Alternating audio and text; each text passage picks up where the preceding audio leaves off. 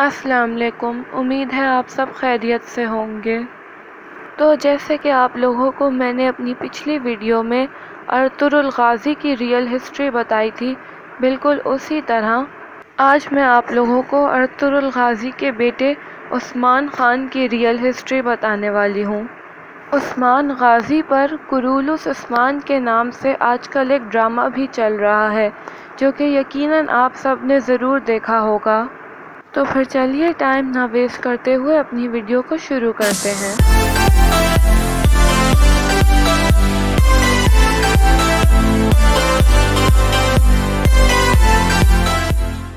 عثمانلی ترکوں کا تعلق اوغوز قبیلے سے ہے، جس کی ابتدا اوغوز خان نے کی تھی۔ اوغوز خان کی 2 بیویاں تھیں۔ پہلی بیوی کی نسل سے عثمانی ترک تھے اور دوسری بیوی کی نسل سے سلجوقی ترک۔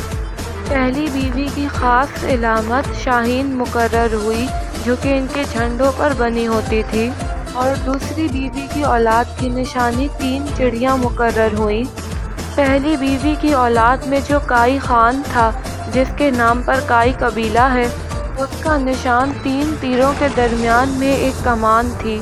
ارطغرل غازی کا تعلق اسی کائی قبیلے سے تھا۔ ارطغرل غازی کا بیٹا عثمان خان تھا، جس نے بعد میں پوری عظیم الشان عثمانیہ سلطنت قائم کی تھی۔ عثمان خان کی پیدائش تقریباً 1258 عیسوی میں ہوئی تھی۔ یورپی مورخین نے عثمان کو اوتھمان لکھا ہے اور عثمانیوں کو اوٹومنز۔ عثمان خان کے زمانے میں سلجوقی سلطنت دم توڑ رہی تھی۔ مشرق کی جانب سے منگول بڑھتے چلے آ رہے تھے۔ اس کے علاوہ خود بہت سے ترکی سردار آزاد ریاستیں قائم کر رہے تھے۔ دیگر آزاد ریاستوں کے نام یہ ہیں: کرامان، گرمیا، کاراسی، ساروخان، آئیدن، منتشا، تکے، رمضان، حمید اور اسفندیار۔ عثمان خان نے جب اقتدار سنبھالا تو اس وقت پورے اناطولیہ میں ایک زبردست قسم کی تحریک چلی ہوئی تھی، جس کا نام اخئی تحریک تھا۔ اخئی عربی زبان کا لفظ ہے، جس کے معنی بھائی کے ہیں۔ یہ تحریک ترکوں میں بھائی چارہ اور اتحاد پیدا کرنے کے لیے شروع کی گئی تھی۔ اس لیے صوفی لیڈروں نے اسے دینی رنگ دینے کے لیے اخئی کا نام دے دیا۔ اخئی تحریک کے مشہور لیڈر شیخ ادابالی، غازی محمود، اخی حسن، کرا خلیل وغیرہ تھے۔ عثمان غازی اس تحریک کا اہم رکن تھا۔ عثمانیہ سلطنت کی بنیاد رکھنے میں اس تحریک کا اہم حصہ ہے۔ عثمانیہ سلطنت قائم کرنے میں عثمان کے ساتھ ساتھ اس کے چند ساتھیوں کا بھی ہاتھ تھا، جن میں سے چند کے نام میں آپ کو بتا دیتی ہوں: عبد الرحمن غازی، آئیگت الپ، آکچا کوچا اور کونور الپ وغیرہ۔ عثمان خان کو شیخ ادابالی کی بیٹی سے محبت ہو گئی تھی، جو کہ بہت ہی حسین تھی، لیکن ادابالی نے عثمان کو اپنی بیٹی کے رشتے سے انکار کر دیا۔ لیکن پھر کچھ ایسا ہوا کہ ایک رات عثمان نے خواب میں دیکھا کہ عثمان خود اور شیخ ادابالی فرش پر لیٹے ہوئے ہیں۔ اتنے میں ایک چاند ادابالی کے سینے سے طلوع ہوا اور آہستہ آہستہ بدر کامل کی شکل اختیار کر کے عثمان کے خواب دیدہ جسم تک پہنچا اور سینے میں گھس گیا، اور پھر فوراً ہی اسی جگہ پشت کی جانب سے ایک درخت نمودار ہوا، جو بڑھتا ہی چلا گیا اور اتنا بلند ہوا کہ اس کی شاخیں بحر و بر پر چھا گئیں۔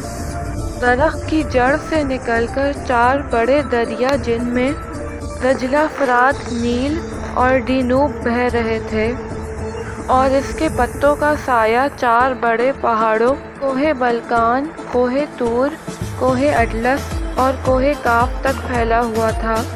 اس کیفیت کے بعد اس نے دیکھا کہ تیز ہوا چلنے لگی اور درخت کے پتوں نے اپنا رخ ایک عظیم الشان شہر کی طرف کر دیا، اور یہ شہر ایک خوبصورت اور قیمتی پتھروں سے جڑی انگوٹھی کی مانند نظر آ رہا تھا۔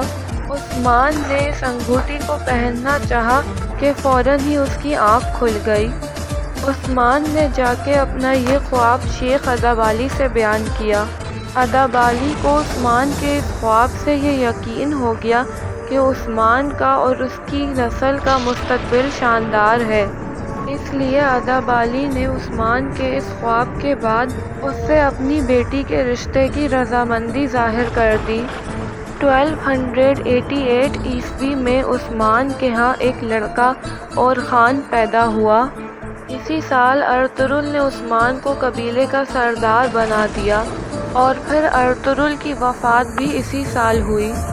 عثمان کے زمانے میں باضت دینیوں کے حملے اکثر سلجوقی سلطنت کی سرحدوں تک ہوتے رہتے تھے، اسی لیے سلجوقی سلطان کے نائب کی حیثیت سے عثمان باضت دینی شہنشاہ کو سبق دینا چاہتا تھا، اور اسے سبق دینے کے لیے عثمان قرہ جیسار کا قلعہ فتح کرنا چاہتا تھا۔ قلعہ فتح کرنے کا موقع عثمان کے ہاتھ اس طرح آیا کہ عثمان کے کئی مخالفین جو اس کی سلجوقی سلطان کی نظروں میں اہمیت اور اس پر عنایت سے حسد کرتے تھے، اسے قتل کرنا چاہتے تھے، جس کے لیے انہوں نے بلیڈ جیک میں شادی کا اہتمام کیا، جہاں عثمان کے سارے مخالفین بھی جمع تھے۔ عثمان کو منصوبے کا علم ہو گیا۔ اس نے اپنے 40 وفادار بہادروں کو خواتین کے روپ میں داخل کیا، جنہوں نے بڑی تیزی سے اپنی اصلی حالت میں آ کر دلہن، جس کا نام نیلوفر تھا، اس پر قبضہ کر لیا۔ کچھ لوگ کہتے ہیں کہ اس خوبصورت دوشیزہ نیلوفر کو مراد اول کی ماں بننے کا شرف حاصل ہوا۔ دلہن کو قبضے میں لینے کے بعد عثمان اور اس کے ساتھیوں نے تیزی سے قلعہ بھی فتح کر لیا۔ بلیڈ جیک کا حکمران عثمان کا بظاہر دوست لیکن مخالف تھا۔ اس کی دوستی کی آڑ میں دشمنی نے عثمان کو ایک نیا مقام دے دیا۔ قرہ جیسار کی فتح سے سلجوقی سلطان بہت متاثر ہوئے اور انہوں نے خوش ہو کر عثمان کو قرہ جیسار اور اس کے آس پاس کی جاگیریں عنایت کر دی اور بادشاہی کے امتیازات سے بھی نوازا۔ اس طرح بادشاہی کے تمام اختیارات و امتیازات سلجوقی سلطان کی طرف سے عثمان کو حاصل ہو چکے تھے، لیکن سلطان کی موجودگی میں عثمان نے ایک نائب کی حیثیت سے ہی وفاداری نبھائی، اور اب تو وہ صرف ایک بادشاہ کہلانا ہی رہ گیا تھا۔ پھر تاتاریوں نے ایشیائے کوچک پر حملہ کیا اور سلجوقی سلطان علاء الدین کیباد کو قتل کر دیا۔ پھر اس کی جگہ اس کے بیٹے غیاث الدین نے لی، لیکن وہ بھی مارا گیا، تو ایشیائے کوچک میں سلجوقی سلطنت کا خاتمہ ہو گیا۔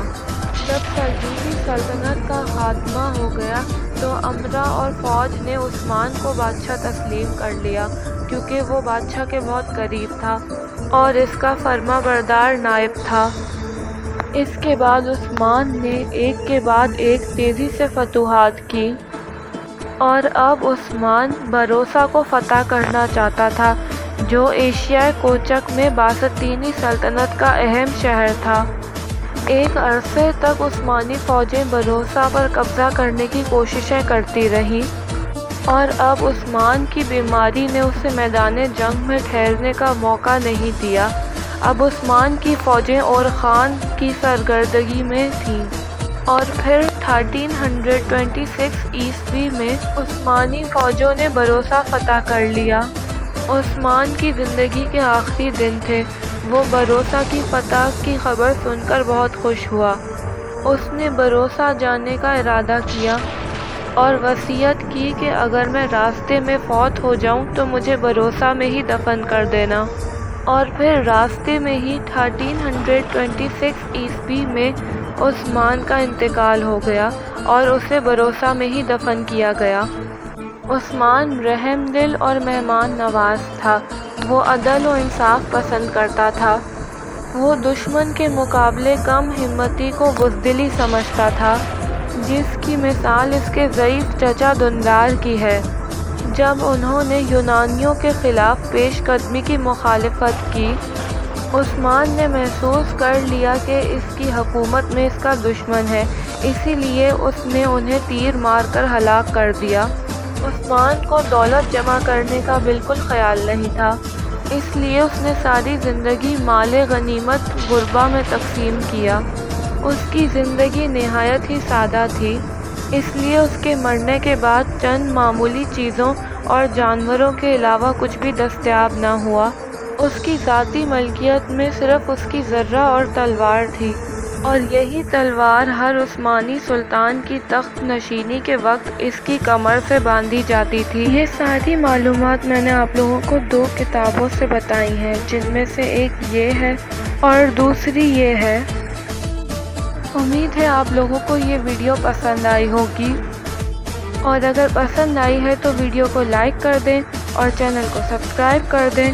اپنا بہت خیال رکھیے گا۔ اللہ حافظ۔